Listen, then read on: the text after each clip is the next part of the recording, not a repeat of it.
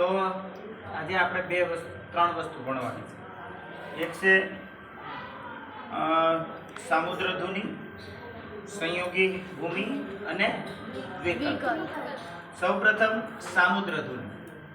સામુદ્રધુની કોને કહેવાય? તો એની કે બે જળ વિસ્તારને જોડતી સાંકડી જળ પટ્ટીને, બે જળ વિસ્તારને, બરોબર. હવે દાખલા તરીકે હું તમને એમ કહું કે આ જે છે આ હિન્દ મહાસાગર છે, અહીંયા એક નાનો અમથો દેશ છે ભારતની નીચે, કયો છે? શ્રીલંકામાં અહીંયા કયો છે? બંગાળની ખાડી. આ બાજુ કયું છે? હિન્દ મહાસાગર. એ બેની વચ્ચે એક નાની અમથી જળપટ્ટી છે. જુઓ, આ શ્રીલંકા અને ભારત વચ્ચે, બરોબર. આ જગ્યાને કહેવાય છે સામુદ્રધુની. શું કહેવાય?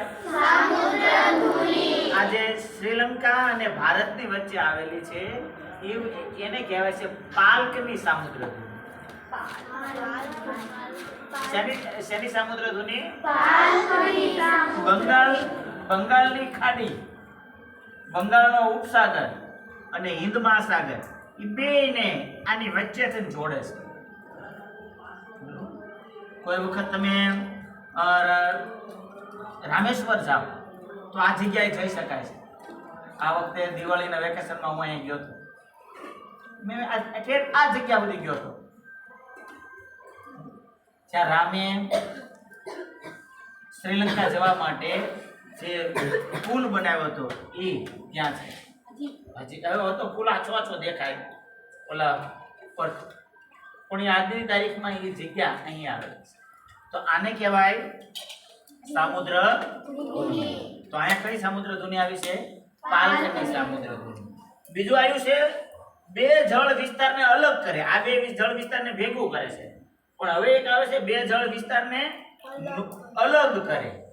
એને કહેવાય છે સંયોગી ભૂમિ. શું કહેવામાં આવે? સંયોગી ભૂમિ. એવી એક સંયોગી ભૂમિ અહીંયા છે. અહીંયા છે ને આ દોરવામાં રહી ગયું છે. અહીંયા આવી રીતે આમ આડી જમીન છે, એક આંગળી જેટલી. આ બેને ઉત્તર અમેરિકા અને દક્ષિણ બેને જોડે છે જમીન માર્ગથી. કયા માર્ગથી? જમીન માર્ગથી જોડતી આ છે. એમાં આ જો પેસિફિક મહાસાગર અને એટલાન્ટિક મહાસાગર, એ બેને અલગ કોઈ કોણ કરે છે? તો એને કરે છે સંયોગી ભૂમિ, બરોબર. હવે અહીંથી આની જમીન આવેલી છે. આને કહેવાય છે પનામા.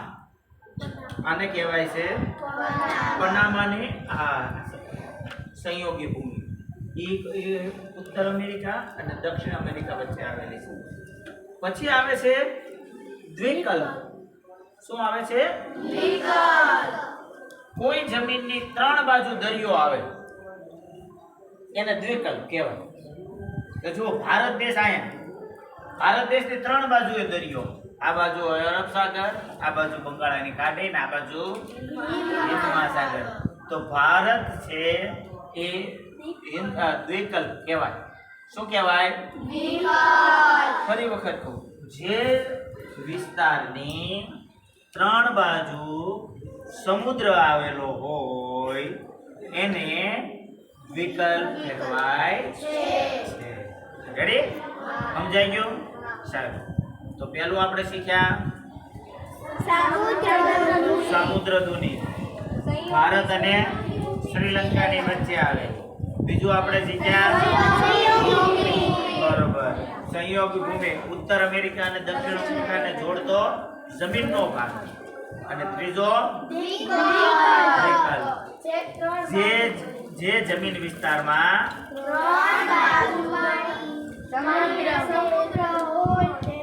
તેને